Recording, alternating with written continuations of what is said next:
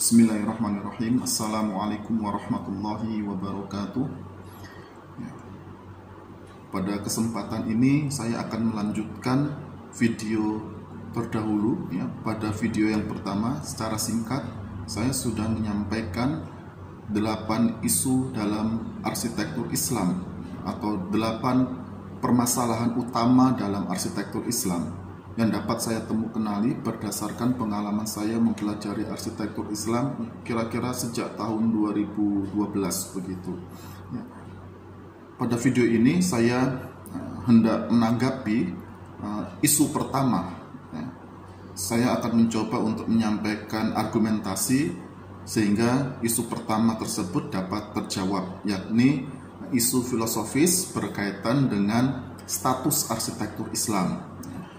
Dikarenakan di belakang istilah arsitektur disematkan istilah Islam yang notabene merupakan agama ya dalam pemahaman kehidupan keseharian kita, ya, maka apakah arsitektur Islam ini statusnya sebagai bagian dari agama sehingga memiliki sifat-sifat dan karakter agama, ataukah arsitektur Islam ini merupakan bagian dari ilmu pengetahuan? Dalam konteks pembicaraan kita tentu saja ilmu pengetahuan modern, sehingga arsitektur Islam memiliki sifat-sifat dan karakter ilmu pengetahuan. Untuk menanggapi isu pertama ini, ya, maka kita harus mengetahui atau kita harus mengidentifikasi relasi antara arsitektur dan Islam, sehingga kita dapat menetapkan ya seperti apa posisi dan kedudukan arsitektur dalam konteks ya istilah arsitektur Islam itu. Pada akhirnya kita akan mengetahui status dari arsitektur Islam. Ya. Untuk menanggapi isu yang pertama ini, saya memiliki 2 poin yang harus saya sampaikan atau 2 perspektif yang berbeda. Ya, pada video ini saya akan menyampaikan poin pertama dengan merujuk pada relasi antara sains modern dan agama menurut Ian Barbour ya, di dalam bukunya yang berjudul When Science Meets Religion ya, yang diterbitkan tahun 2000, kemudian diterjemah ke dalam bahasa Indonesia tahun 2002, sehingga para pemikir, para cendekiawan, para ilmuwan dan teknolog muslim dan berbagai agama ya, yang memiliki fokus atau memiliki minat pada wacana relasi antara sains modern dan agama dapat merujuk pada buku ini gitu ya, sehingga memang buku Ian Barbour ini memiliki pengaruh yang besar sekali, tidak terkecuali di Indonesia dan tidak terkecuali di kalangan umat Islam ketika mewacanakan relasi antara sains modern dan Islam. Kita akan mencoba menggunakan relasi Ian Barbour ini. Ian Barbour merupakan ilmuwan dari Amerika Serikat, walaupun lahir di Cina, ya, yang sejak tahun 1960-an sudah berkutat pada wacana relasi antara sains modern dan agama. Tentu saja Ian Barbour fokus pada agama Kristiani gitu ya. Tapi kita coba akan menggunakannya di dalam menanggapi isu pertama dari arsitektur Islam, sehingga kita nanti dapat mengambil kesimpulan apakah relasi yang ditawarkan Ian Barbour ini dapat kita gunakan secara fungsional atau tidak begitu ya. Di dalam bukunya tersebut Ian Barbour menyampaikan 4 model relasi antara sains modern dan agama. Yang pertama adalah konflik, yang kedua independen, yang ketiga dialog, yang keempat integrasi. Kita akan fokus dulu pada 3 relasi yang pertama. Ya, kita kesampingkan dahulu relasi integrasi. Gitu ya. Nanti saya akan menjelaskan pada video ini kenapa kita harus mengesampingkan yang terakhir. Kita langsung saja kontekskan pada pembahasan kita ya, sehingga kita tempatkan arsitektur itu sebagai bagian dari ilmu pengetahuan modern atau sains modern dan Islam sebagai agama. Pada relasi yang pertama, relasi konflik, maka arsitektur dan Islam ya, selalu terlibat pertentangan. Ya. Relasinya adalah relasi yang berbenturan, tidak dapat dipertemukan antar keduanya, terlibat dalam konflik. Ya. Disebabkan ya secara substansial ajaran-ajaran agama akan menghambat perkembangan dari sains modern. Dalam konteks kita, ajaran-ajaran Islam sebagai agama akan menghambat perkembangan dari arsitektur sebagai bagian dari sains modern. Ya, nilai-nilai agama, pandangan hidup agama, dan lain sebagainya tidak selaras dengan arsitektur yang dalam mekanisme sains modern dapat terus mengalami perkembangan. Begitu. Sehingga begitu juga dengan arsitektur, ya. Substansi arsitektur itu membahayakan agama, ya. Membahayakan doktrin-doktrin agama, ya, bertentangan dengan nilai-nilai agama dan lain sebagainya. Ya, ditinjau dari aspek subjeknya, ya, maka seorang ilmuwan arsitektur, ya, praktisi di bidang arsitektur, ya, arsitek, dalam relasi konflik ini ya tidak dapat dipertemukan antara iman dan profesionalitas. Kita diminta untuk memilih salah satunya dan meniadakan yang lain. Apakah kita memilih menjadi orang yang beriman sehingga kita dapat menganut Islam sebagai agama, ataukah kita memilih menjadi sebagai seorang ilmuwan di bidang arsitektur maupun profesional di bidang arsitektur, sehingga harus dikesampingkan opsi keimanan tadi. Tidak bisa menjadi seorang ilmuwan maupun praktisi di bidang arsitektur yang sekaligus beriman. Dalam relasi yang pertama ini tidak dimungkinkan. Dalam relasi kedua, ya, arsitektur sebagai bagian dari ilmu pengetahuan modern diakui. Ya. Islam sebagai agama pun diakui. Yang keduanya ini memiliki ranahnya masing-masing, ya, wilayahnya masing-masing. Keduanya dibutuhkan oleh manusia untuk melangsungkan kehidupannya, untuk mempertahankan hidupnya. Tidak bisa salah satunya ini ditiadakan. Ya. Dalam relasi independen, keduanya diakui, tetapi keduanya memiliki orientasinya masing-masing, substansinya masing-masing, dan wilayahnya masing-masing yang tidak dapat dipertemukan. Ya. Pada suatu waktu dan ruang tertentu, seseorang dapat masuk ke dalam ranah Islam sebagai agama. Di waktu yang lain, dia masuk ke dalam ranah arsitektur sebagai ilmu pengetahuan modern. Ya, tidak dimungkinkan seseorang itu dapat masuk ke dua ruang sekaligus pada satu waktu. Nah, contoh begini, kalau kita tinjau dari aspek subjeknya, ya, di masjid, ya, seseorang bisa saja dia merupakan bagian dari jamaah masjid itu. Ya. Bahkan dia bisa saja menjadi ustadz di sana, menjadi dai, ya, menjadi imam, menjadi khotib dan lain sebagainya. Di masjid dia melangsungkan ibadah secara rutin, mempelajari Islam sebagai agama. Bahkan ghirah Islamiyahnya, ya, ketika di masjid, ya, itu sangat tampak. Tetapi begitu keluar dari masjid, ya, dia harus memasuki ruang kelas, laboratorium, ke studio arsitekturnya, ke lapangan tempat proyeknya diselenggarakan, ya, dia harus berganti identitas. Identitas dirinya sebagai seorang muslim yang notabene adalah seorang yang beriman di masjid harus dia tanggalkan. Begitu dia keluar masjid, dia harus menggunakan identitas yang lain, apakah sebagai dosen, ilmuwan, peneliti, maupun sebagai praktisi profesional di bidang arsitektur. Nah, dua identitas ini dibutuhkan oleh manusia agar kehidupannya dapat berlangsung dengan baik. Tetapi dua identitas ini tidak dapat digunakan sekaligus dalam satu waktu, di ruang yang sama tidak bisa. Ini yang membedakan dengan relasi konflik. Relasi konflik memilih salah satu meniadakan yang lain, sementara relasi independen dimungkinkan dua identitas itu kita miliki, tetapi ada batas-batasnya, batas ruang dan waktunya. Pada relasi yang ketiga, yakni relasi dialog, ya, diasumsikan arsitektur dan Islam, ya, merupakan dua hal dalam kehidupan manusia, dua bidang dalam kehidupan manusia yang diakui. Ya, memiliki orientasinya sendiri, substansinya sendiri, memiliki arahnya sendiri, ya, tujuannya sendiri. Ya.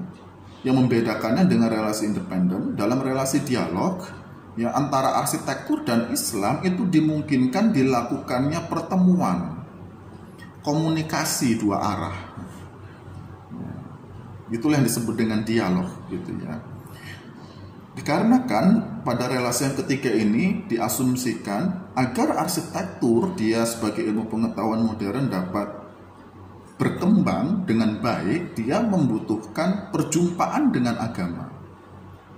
Ya. Agar arsitektur dia membawa maslahat dalam perkembangannya, ya, maka dia dapat berjumpa dengan agama, dengan Islam, ya, untuk menjadikan nilai-nilai Islam itu sebagai koridor, ya, sebagai salah satu aspek yang menjadi pertimbangan untuk mengembangkan bidang arsitektur. Begitu juga bagi Islam sebagai bagian dari agama, perjumpaannya dengan arsitektur sebagai ilmu pengetahuan modern juga dibutuhkan untuk mengembangkan agama dalam hal ini agar Islam selalu relevan dengan perkembangan zaman yang terus terjadi. Capaian-capaian di bidang arsitektur maupun di bidang ilmu pengetahuan yang lain itu dibutuhkan oleh Islam, ya, untuk mengembangkan ajarannya, ya, agar sesuai dengan kondisi kehidupan masa kini. Ya.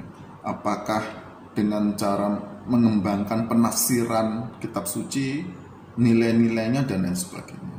Ya. Ya. Sehingga ditinjau dari aspek subjeknya pada relasi dialog ini, ya, sangat didorong terjadinya perjumpaan dialog, komunikasi dua arah antar para ahli di bidang Islam, ya, dan para ahli di bidang arsitektur untuk bertemu. Keduanya ini tidak terlibat konflik, ya. Keduanya ini tidak terpisah secara ketat sebagaimana dalam relasi independen. Tapi dalam relasi dialog diharapkan keduanya ini dapat menjadi partner, ya, agar sains modern dan agama, arsitektur dan Islam, ya, dapat terus digunakan manusia seiring perubahan zaman, seiring zaman yang terus mengalami perkembangan, gitu, ya. Memang di dalam bukunya, ya, Ian Barbour ketika mengulas relasi yang ketiga ini, relasi dialog, perjumpaan antara arsitektur dan Islam tidak hanya sebatas pada ranah aksiologi, gitu ya, tetapi juga perjumpaan itu dapat diharapkan pada ranah ontologi. Ya. Bagaimana kedua aspek ini dapat saling berbagi pandangan hidup, ya, yang nanti akan memperkaya bidang masing-masing. Itu tidak hanya pada aspek aksiologi, tetapi juga pada aspeknya ontologi. Ya. Sementara pada aspek epistemologi, ya, antara arsitektur dan agama memiliki epistemologinya masing-masing yang tidak dapat dibaurkan, ya, karena membaurkan epistemologi berarti membaurkan wilayah masing-masing. Sementara asumsinya Islam dan arsitektur tetap berada pada wilayahnya masing-masing. Gitu. Nah, sementara pada relasi keempat, relasi terakhir, dan relasi inilah yang dipilih oleh Ian Barbour, yakni relasi integrasi, ya, Ian Barbour berupaya untuk mensintesakan antara sains modern dengan agama, sehingga menjadi struktur yang baru, sesuatu yang baru. Ya. Salah satunya disebut oleh Ian Barbour sebagai global theology. Ya. Nah, ilmu pengetahuan modern, ya, yang bermuatan spiritualitas, gitu, ya. Ilmu pengetahuan modern yang tidak bertentangan dengan spiritualitas, tapi justru bermuatan spiritualitas, gitu. Begitu juga spiritualitas yang disokong oleh ilmu pengetahuan modern. Sehingga kalau kita kontekskan dengan pembicaraan kita ya, dalam integrasi itu antara arsitektur dan Islam dibaurkan menjadi satu sehingga membentuk struktur baru yang bukan struktur Islam maupun struktur arsitektur. Nah, oleh karena itu kita kesampingkan dahulu relasi integrasi ini ya, karena mengasumsikan ya, kita tidak dapat lagi berbicara arsitektur Islam karena toh menjadi struktur baru yang bukan Islam dan bukan arsitektur. Kita fokuskan pada 3 relasi di awal. Nah, dari relasi konflik, relasi independen, dan relasi dialog, ya, kita dapat mengambil 2 kesimpulan. Ya. Kesimpulan yang pertama, ya, ketika kita menentukan status arsitektur Islam dengan 3 relasi yang sudah kita bahas, ya, konflik, independen, dan dialog, ya, maka pada relasi konflik tidak dimungkinkan adanya arsitektur Islam. Ya, arsitektur dan Islam 2 hal yang berbeda yang tidak dapat dipertemukan. Sebagaimana tidak ada arsitektur Hindu, tidak ada arsitektur Kristen, tidak ada arsitektur Buddha, dan lain sebagainya. Pada relasi independen pun tidak dimungkinkan adanya arsitektur Islam. Ya, walaupun arsitektur diakui dan Islam diakui, tetapi memiliki wilayahnya masing-masing yang tidak mungkin dipertemukan. Sehingga arsitektur Islam pun tidak dimungkinkan di dalam relasi independen. Sementara di relasi dialog, ya, kemungkinan itu ada. Ya. Kemungkinan itu ada. Tetapi antara arsitektur dan Islam yang terlibat pada pertemuan, gitu ya, perjumpaan, komunikasi 2 arah, ya, tetap berada pada strukturnya masing-masing. Arsitektur dengan strukturnya sendiri dan Islam dengan strukturnya sendiri. Sehingga perjumpaan itu bertujuan untuk memperkaya strukturnya, merekontekstualisasi strukturnya masing-masing. Yang pada hakikatnya sebenarnya keduanya ya tidak menjadi satu bagian dalam struktur bersama. Nah, dari sini kemungkinan adanya arsitektur Islam itu juga dapat kita gugat.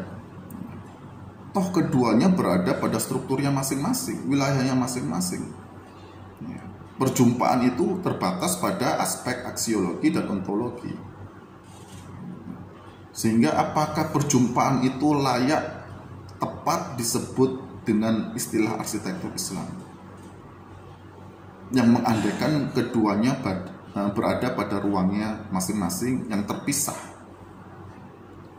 Yang perjumpaan itu dimungkinkan dalam lingkup yang terbatas. Itu poin pertama. Ya, poin kedua, ya, di dalam relasi Ian Barbour, ya, relasi konflik, independen, dan dialog, ya, kita tidak dapat menjumpai atau mendapati di mana arsitektur itu ya, menjadi bagian dari struktur Islam, gitu ya. Nah, jadi arsitektur sebagai ilmu pengetahuan itu menjadi bagian dari struktur Islam sebagai agama, ya, yang sebagaimana nanti saya lebih lanjut akan sampaikan pada video selanjutnya. Yang dikarenakan Ian Barbour ketika berbicara mengenai agama, ya, berangkat dari konsep religion, agama sebagai religion, yang oleh Sidi Ghazalbah di dalam 2 bukunya. Yang pertama adalah Kebudayaan sebagai Ilmu, yang kedua Masjid, Pusat Peribadatan dan Kebudayaan Islam, ya, membedakan antara agama sebagai religion dan agama sebagai din. Ian Barbour merujuknya pada religion. Oleh Sidi Ghazalbah, ya, religion ini difahami atau dijelaskan sebagai sebuah sistem keyakinan yang terdiri dari 3 unsur. Yang pertama adalah unsur keyakinan, credo, ya, dalam bahasa atau peristilahan Islam disebut dengan akidah. Yang kedua adalah unsur ritus, ibadah ritual, ya, yang di dalam peristilahan Islam dapat kita samakan dengan ibadah mahdhah. Dan yang ketiga adalah unsur nilai. Itulah yang disebut dengan religion di dalam perspektif antropologi agama modern sebagaimana dijelaskan oleh Siti Ghazalba. Ya. Sementara itu, ya, di luar religion adalah dunia sekular, dunia non agama, perekonomian, politik, pendidikan, seni dan lain sebagainya itu di luar dari lingkup religion. Oleh karena itu, ya, Syed Hussein Alatas mengatakan religion ini, konsep religion ini, agama sebagai religion, memang sifatnya merupakan kepercayaan yang lingkupnya personal, individual, pribadi. Ya. Karena begitu manusia terlibat di dalam ruang publik, maka itu sudah di dalam area sekular, di dalam ruang atau wilayah yang sifatnya sekular, non agama gitu. Oleh karena itu, berangkat dari konsep religion ini tidak dimungkinkan sama sekali antara agama dan ilmu pengetahuan modern itu bertemu secara struktural. Yang oleh Jan Barbor dicoba untuk mengatasi keterbatasan ini dengan membuat struktur baru. Tetapi itu tidak kita kehendaki. Kita tetap berupaya bagaimana menanggapi isu pertama ini, ya, arsitektur sebagai ilmu pengetahuan modern menjadi satu bagian di dalam struktur Islam sebagai din, Islam sebagai agama yang berangkat dari konsep din yang nanti kita akan jelaskan lebih lanjut. Disinilah keterbatasan dari model relasi sains modern dan agama yang disampaikan oleh Jan Barbor, dikarenakan pada 3 relasi di awal itu Jan Barbornya berangkat dari konsep agama sebagai religion yang tidak dimungkinkan arsitektur Islam secara struktural itu hadir. Perjumpaan dalam relasi dialog itu dimungkinkan hanya kalau kita rujuk pada konsep religion ini pada aspek nilai-nilai dan pandangan hidup tadi itu yang menyebabkan, ya, keduanya terpisah ruang secara struktural dikarenakan keterbatasan ruang lingkup dari religion. Nah, begitu yang dapat saya sampaikan pada kesempatan ini. Ya, insya Allah pada video mendatang saya akan menyampaikan poin kedua atau perspektif yang berbeda dari relasi Jan Barbor, ya, untuk menanggapi isu pertama dalam arsitektur Islam. Ya, semoga dapat difahami dan semoga bermanfaat. Allahu a'lam bishawab. Wassalamualaikum warahmatullahi wabarakatuh.